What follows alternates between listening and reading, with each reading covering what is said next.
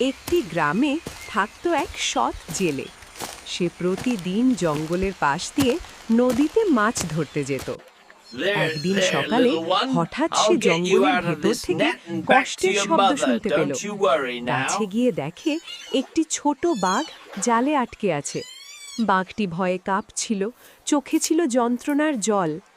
জেলে এক মুহূর্তও দেরি না করে সাহস করে এগিয়ে গেল। সে ধীরে ধীরে জাল কেটে ছোট বাঘটিকে মুক্ত করে দিল। কোনো ক্ষতি না করে বাঘটি জঙ্গলের ভেতর দৌড়ে চলে গেল। জেলে মনে মনে ভাবল, সব প্রাণের জীবনই সমান।